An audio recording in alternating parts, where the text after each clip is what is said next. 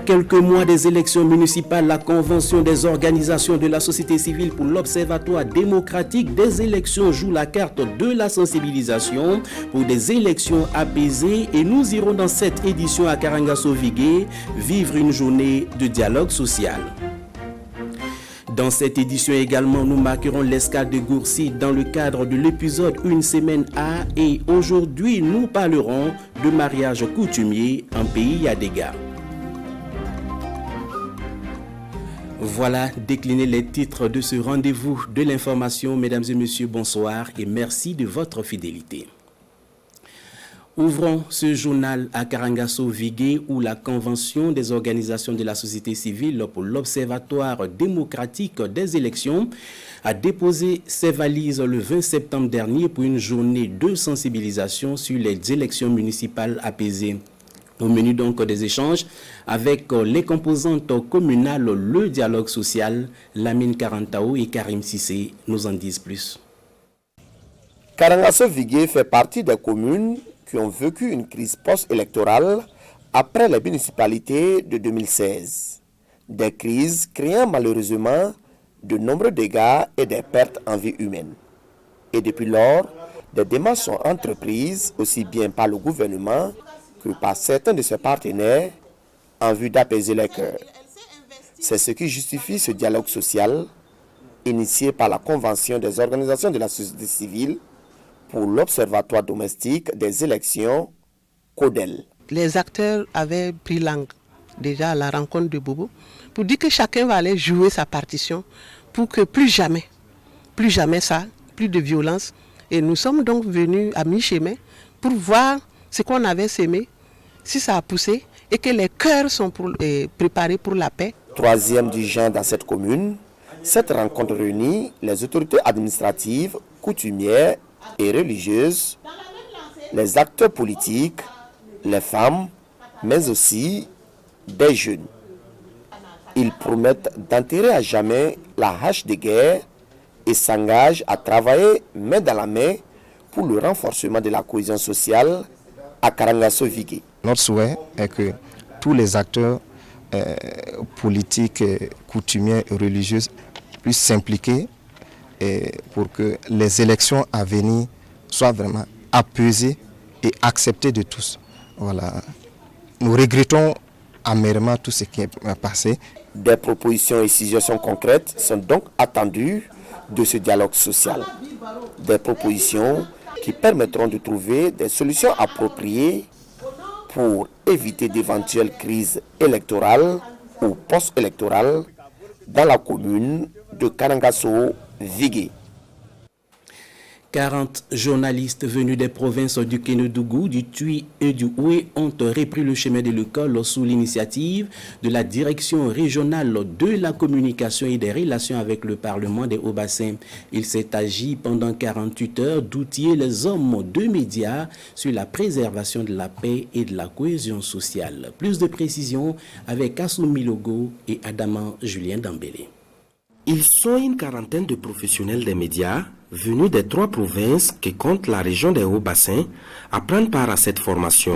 Sur l'initiative de la direction régionale en charge de la communication dans les Hauts-Bassins, ces journalistes sont interpellés sur leur contribution dans la consolidation de la paix et de la cohésion sociale. C'est de faire vraiment attention dans ce que nous diffusons, ce que nous produisons au quotidien. C'est faire de telle sorte que nous ne facilitons pas la tâche à ceux qui nous agressent, mais que, au contraire, nous fassions des productions qui renforcent le sentiment burkinabé. À cette formation, il est prévu 4 communications autour du thème principal. Et au terme de ces 2 jours d'échange, il est attendu des participants un élan patriotique dans le traitement de l'information dans ce contexte socio-sécuritaire et sanitaire difficile. C'est essentiellement des communications qui vont dans le sens des défis actuels de notre pays. Et c'est essentiellement des communications qui vont aller également dans le sens du droit pour voir un peu face à la situation qui prévaut, quelle est la posture, quels sont les réflexes que les journalistes doivent avoir. Ce cadre est également l'occasion pour ces hommes de médias d'attirer l'attention sur certaines difficultés, notamment l'accès à l'information juste. Des préoccupations qui feront l'objet de recommandations. Les femmes de Fobiri à Yao, dans la province des Balais, ont reçu les clés d'un centre de tissage d'une valeur de 67 millions de francs CFA. C'est la ministre plutôt déléguée de l'artisanat, Louise Anne Go, qui a procédé ce 13 septembre à la coupure du ruban marquant officiellement le début des activités du centre de tissage. Naba Ida Dabiré, Dramanso. La ministre déléguée à l'artisanat procède à l'ouverture officielle du centre de tissage des femmes de Fobiri dans la commune de Yao. Ce cadre d'insertion socio-professionnelle des femmes est doté d'un atelier, d'un aire de séchage et d'un magasin, le tout d'une valeur de plus de 67 millions de francs CFA. Ce centre va permettre aux femmes tisseuses d'avoir un cadre adéquat pour faire mener à bien leurs activités. Et deuxièmement, en tant que femme, ce joyau va contribuer à l'épanouissement socio-économique des femmes de Fobiri et celles des villages environnants. Ce joyau est une réalisation du PAPSIDEL, projet d'appui à la participation citoyenne à la décentralisation et au développement local. C'est le fruit d'un partenariat entre le gouvernement burkinabé et le PNUD, Programme des Nations Unies pour le développement. Ce sont les femmes qui malheureusement sont souvent les plus pauvres et qui participent le moins aux instances de décision. Donc par la réalisation de cette infrastructure, ça permet non seulement de promouvoir l'autonomisation financière et économique des femmes et par là aussi renforcer leur contribution à la vie de la commune et de la nation à travers les instances de décision. On est très contente d'avoir ce centre qui va vraiment nous aider à vraiment ouvrir d'autres portes pour nous. Nous sommes souvent au village et vraiment on n'a pas grand chose à faire. Donc avoir ce centre pour nous, c'est une autre activité pour nous. Une vingtaine de femmes de Yao ont déjà reçu des formations en tissage. La commune de Yao promet consacrer une partie de son budget à l'entretien de cette infrastructure de valorisation du faso d'Amfani. Le mariage, l'union entre un homme et une femme, et dans les sociétés africaines, il est plus vu comme une union entre deux familles. Sa célébration requiert un dispositif et une pratique particulière. À Goursi, dans le Yatenga, quelques noix de cola et des billets de banque suffisent pour sceller l'union entre les deux familles. C'est ce que nous rapporte aussi Lassina Ouattara et Addis Ndamba. Voici la dot d'une fille Yadega. Quelques noix de cola et une petite somme d'argent. Nous sommes à un mariage traditionnel Yadega dans la cour royale de Goursi.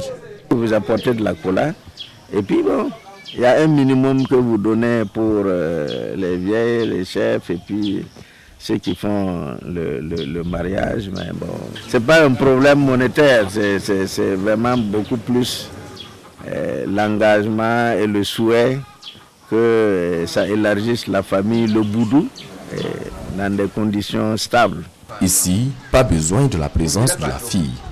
Seul son père ou son oncle, le prétendant et quelques membres des deux familles. C'est une affaire entre hommes, aucune présence féminine. Et c'est une tradition qui se transmet de génération en génération. Cependant, il y a des principes de base avant de sceller tout mariage. Ici, et quand on vient, la première des questions, c'est de se demander est-ce que la fille est d'accord. On n'a pas de mariage forcé. Et il y a le problème de l'âge. On ne va pas marier des filles qui ne sont pas en maturité. Bon, des thématiques comme les thématiques de l'excision, on en profite pour en parler. Au-delà du cérémonial, le mariage traditionnel Yadega est le lieu également pour la famille du marié de connaître davantage la famille de la mariée. Ce n'est pas tout.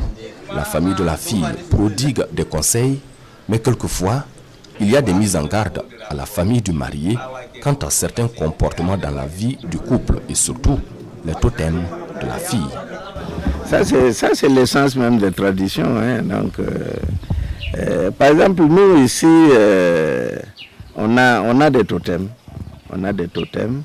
Le premier totem, c'est le petit oiseau rouge. Il y a également le bois, qui est le symbole mythique. Après donc cette étape, le sort est scellé. La famille du marié peut maintenant rentrer et revenir une fois la nuit tombée pour amener sa belle-fille. Mais attention, à la sortie, les belles-sœurs et les sœurs de la mariée réclament quelque chose. Une fois cette étape franchie, le marié et sa famille sont invités à planter un arbre au bosquet royal, comme l'exige la chefferie coutumière de Goursi depuis l'intronisation du 34e chef Nababwango. Une nouvelle vitrine des jeux du hasard vient d'être implantée à Yé dans la province du Nayala. Désormais, les parieurs pourront tenter leur chance sur place et c'est là toute la politique de la Loterie nationale du Burkina qui s'est lancée dans une couverture du territoire national. Yves Rwamba, Karim Oudraogo, reportage. Une coupure de ruban suivie d'une remise de matériel de travail marque l'ouverture officielle de ce club PMU numérique ici à Yé. Un ouf de soulagement pour ces parieurs de la Lonabé de cette localité. C'était très difficile parce qu'il fallait d'abord jouer et c'était sur des bouts de papier qu'on mettait ces numéros. Et donc il fallait aussi attendre que ces personnes légales appelaient à partir de Dédougou pour jouer. L'ouverture de ce club PMU numérique répond donc à une attente de la clientèle de Yé et environnant. En plus de pouvoir parier dans de bonnes conditions, les heureux gagnants pourront recevoir leurs gains sur place à Yé. Notre objectif aujourd'hui, c'est de travailler à sécuriser les paris de nos clients sur toute l'étendue du territoire. D'où ce système informatisé qui permet de déployer la machine partout où besoin sera. Dans les clubs informatisés de la Lonabé, les parieurs peuvent se faire payer entre 500 et 499 900 francs CFA. Au-delà de ce montant, les heureux gagnants sont invités à passer à l'agence de Dédougou. Avec l'ouverture de ce nouveau club, la région de la Boukou de Mouhoun totalise maintenant 31 clubs informatisés. Parlons sport à présent et précisément du tournoi Interrédaction, une 14e édition qui a opposé en finale l'équipe de l'Institut des sciences et techniques de l'information et de la communication ISTIC contre celle de la presse audiovisuelle. Une rencontre qui s'est soldée par la victoire de l'ISTIC au score de 5-1. Revenons sur cette journée du 24 septembre avec Bernard Comblem et Mariam Ouattara. Tout comme un phénix, le tournoi Interrédaction renaît de ses cendres et dans toute sa splendeur après une pause de 4 ans. On ne s'est pas trompé à vouloir relancer le tir. Parce que si vous avez vu la mobilisation de ce soir, et on a eu le soutien de tous les patrons de presse, ça nous réjouit. Ça veut dire qu'on en avait besoin. La compétition, vraiment, elle était belle. Elle était vraiment d'un niveau très élevé. En match d'ouverture, l'équipe de la RTB, diminuée par de nombreuses absences, est surprise par la sélection de la presse bobolaise. En première demi-finale, l'ISTIC élimine l'équipe de la presse bobolaise. La deuxième demi-finale est dominée par la presse audiovisuelle privée avec un doublé de Moussavou Bila, élu meilleur joueur du tournoi. Voici donc l'ISTIC habillé en vert et la presse audiovisuelle privée en blanc en finale. L'ISTIC domine la première partie avec 2 buts à la clé. Il donne du fil à retordre à son adversaire qui finit tant bien que mal par réduire le score 2-1 à la pause. C'est dans l'euphorie d'une deuxième période de jeu très mouvementée que l'ISTIC montre sa suprématie avec une série de buts et scelle ainsi le sort de la presse audiovisuelle. Ce n'est pas notre première participation à un tournoi. On a participé au tournoi d'Abo Boukaré du côté de l'université de Ouagadougou. Bon, comme on le dit, on ne change pas une équipe qui gagne. En prélude à cette finale, le ministère des Finances est venu à bout du ministère de la Communication dans un match de gala. C'est bien, effectivement, que nous puissions désormais inscrire nos actions dans la continuité de cette manifestation, en l'améliorant, bien sûr, et en faisant en sorte qu'elle puisse, effectivement, cette manifestation puisse rassembler le maximum possible des hommes des médias pour que, en tout cas, la cohésion et la fraternité, je dirais même la confraternité, puisse exister entre les différents acteurs du monde de la presse. Une enveloppe de 100 000 francs CFA, un jeu de maillot, un ballon ont été remis à chaque équipe en guise de récompense, en plus du trophée pour l'ISTIC. Et c'est sportivement que nous mettons fin à cette édition. Bien merci à tous de l'avoir suivi. Rendez-vous demain, 19h. Bonsoir.